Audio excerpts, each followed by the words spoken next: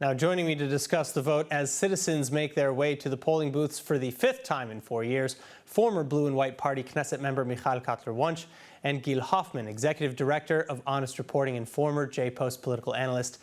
Gil, Michal, thank you both so much for joining us today.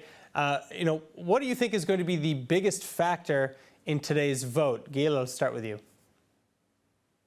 We're going to see a vote that will be based on the turnout, of course, just like in any country. The turnout among Jews in the last 4 elections was rather consistent at 70%, right, while the Arab turnout fluctuated between 45 and 65. It's going to be based on which parties cross the threshold, with 4 parties teetering, and last but not least, the swing voters, whoever they are. So, Michal, similar question. Do you think that it's going to be, aside from voter turnout, policy or the referendum on Bibi? What's influencing voters most? So I wish it was about policy, but as we know, and Albert Einstein said before me, that, the definition of insanity is doing the same thing over and over and expecting different results. In fact, sadly, the majority of voters are going with one thing only. And you actually heard it in your little, sort of interim introduction of the issue. And that is yes, Bibi, no Bibi. It is very sadly, in my view, not policy at a time where policies really should be on the table, not only with regards to larger issues, security and so forth, but you touched upon some of them, life itself, as we call it, education and healthcare and mental health and of course, the financial situation post-COVID, irrespective of COVID. So that is really the crux of it, is about that one single question. And that's where the majority of the parties have actually failed to veer away or to offer an alternate vision that we should be voting on. All right, now, Gil, you mentioned some of the swing voters, and we know that a third of Israeli voters are technically on the fences to some degree, and there are some who've reportedly shifted over to the left after Lapid and Bennett's year in power. Is this shift over-exaggerated by the media, though? It's too soon to say. We're going to find out in a matter of hours. But there are no Israelis who don't have an opinion in the to Bibi or not to Bibi question. So if there aren't swing voters between those two political camps, what there are stability voters, as I call them, people whose top priority is ending the political chaos, and they too are divided. There are those who would say, I don't like Netanyahu, I don't want him to be prime minister anymore, but he has the best chance to form a stable government, just let him do it. And then there are those who say he's the problem, he's the one who's made us go to elections so often, and therefore would try to get whoever would be more likely to depose him.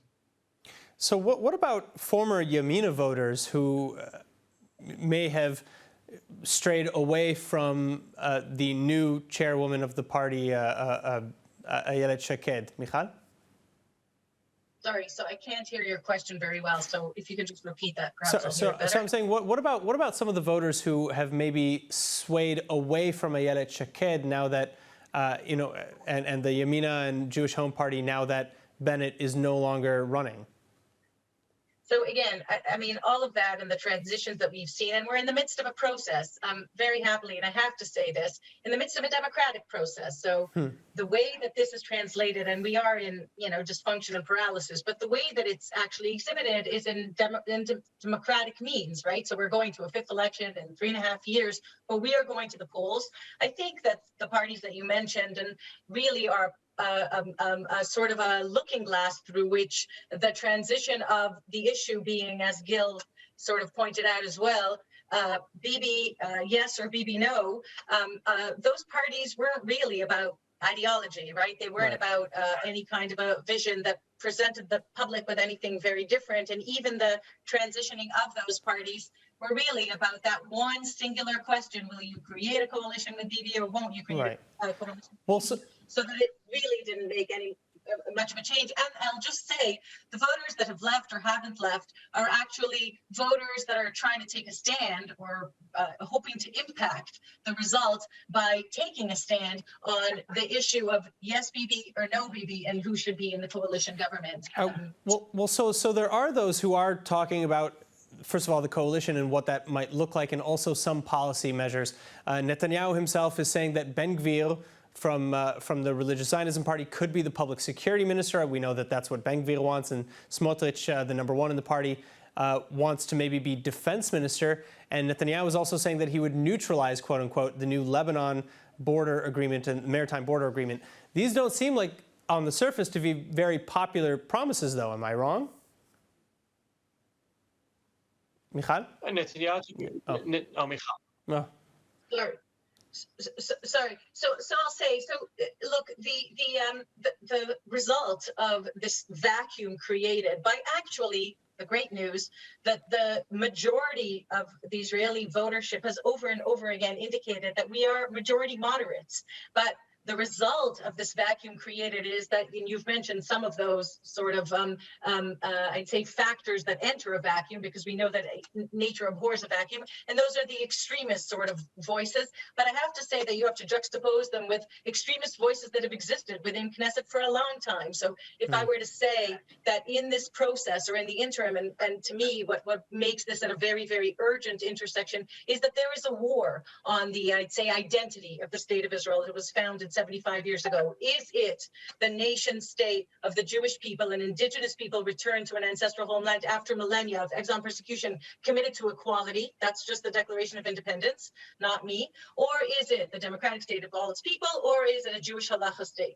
And in many ways, that is the manifestation of what we've seen is the result of the fact that we didn't resolve that central issue in a real way that anchored that understanding. The extremities being or playing out in Knesset, not only in Knesset, but also in Knesset, but Ben Gvir being just a mirror of what we saw from the other side, i.e.